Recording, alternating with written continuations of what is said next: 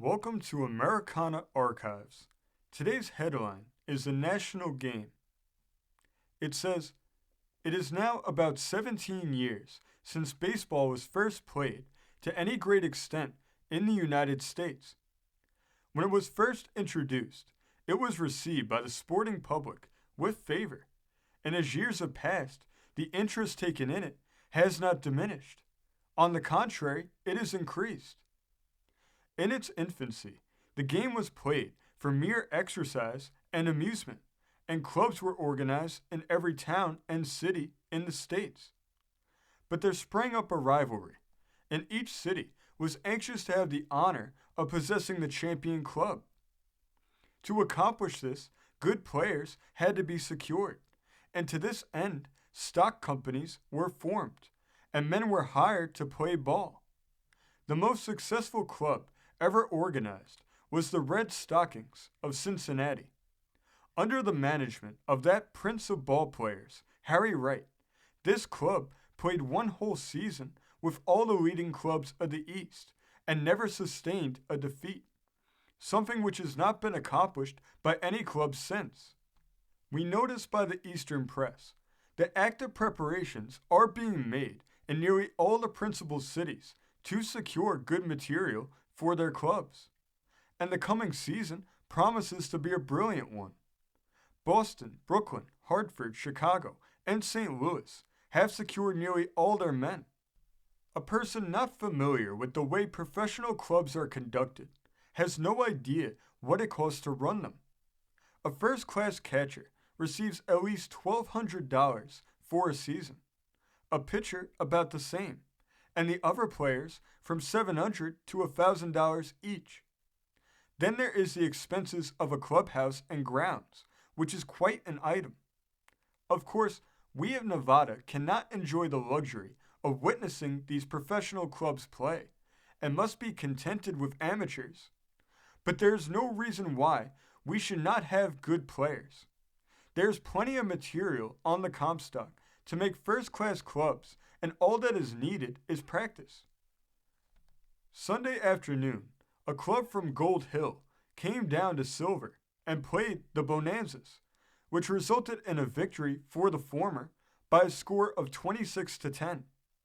It was quite an interesting game, and some good playing was done.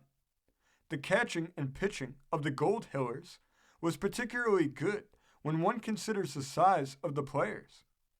For an amateur, Archie Fitzgerald of Gold Hill is one of the best pitchers we have seen in some time.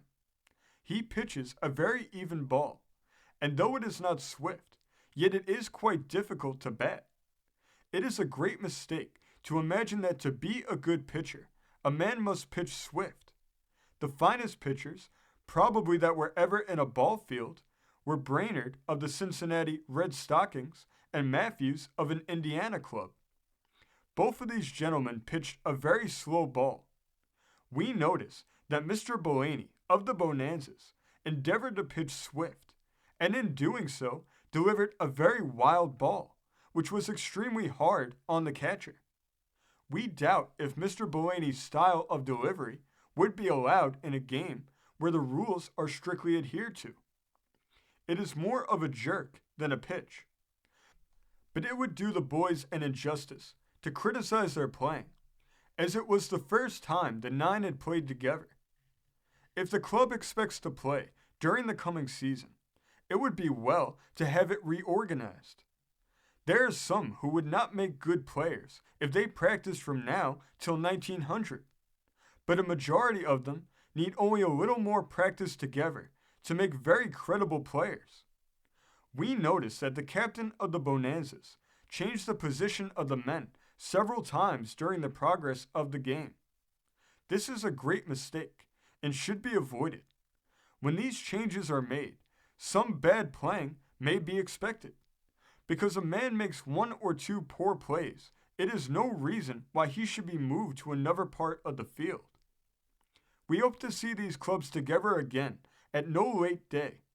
With a little practice, we have not the least doubt but that our club can get away with anything in the state. This story came from the great state of Nevada. being reported in the Lyon County Times of March 28, 1877. Thank you for joining us today.